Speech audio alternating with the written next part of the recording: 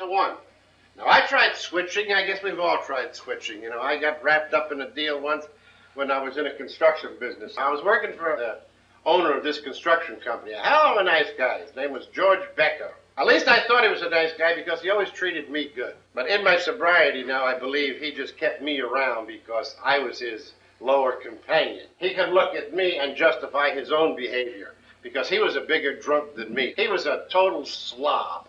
But anytime anybody would start giving him hell about his drinking, he'd say, I'm not as bad as Duff, or I don't drink what Duff drinks. And so I think that's really the only reason he got me hired. And we shared a lot of drinks together. We drank and got drunk together many, many times. So we knew each other pretty well as far as our drinking was concerned. Well, George showed up on the job one day when we was getting ready to pour the concrete slabs for this astronomy room. And that floor there, any of you guys in the construction business would know this, had to be an 8-inch concrete reinforced floor. And when you pour 8 inches of concrete, that's a hell of a job. But it had to be thick and it had to be heavy, and so it could support this huge telescope they were going to put on it. So I had all the cement finishers out there, and the guys, and they were puddling, and they rotted it off, and they were getting ready to go on the cement. It was all in, and I was giving directions, barking orders here and there, still half hungover. And George Becker showed up, and he was standing up on the side where the cement wasn't poured yet. And he kept waving at me frantically as though he had some big news, and he did. You know, because he was hungover too, and he had made this big discovery. He said, boy, have I got good news. Have I got good news.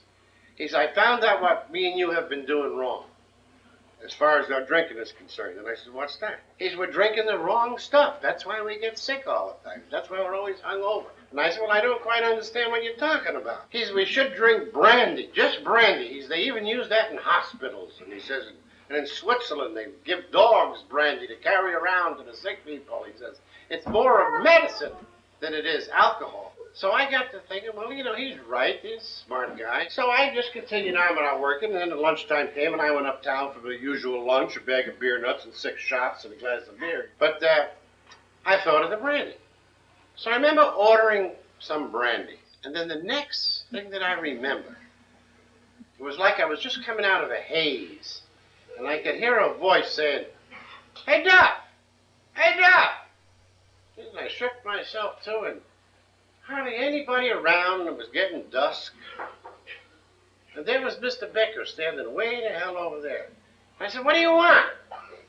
He said, did you go uptown and eat? I said, yeah. He said, did you try the brandy?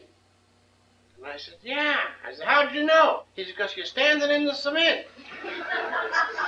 I've been standing out there in that 8 inches of cement for God only knows how long, you know? If he had to come along, I'd probably still be in that, I'd be part of that building.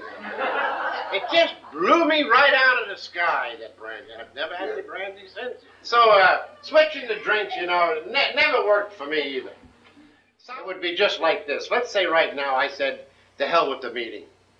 Let's turn out the lights. Let's go downtown and get a couple of drinks. Hell, 2 isn't going to bother any of us. And we'd all go downtown. And we'd have 2 drinks.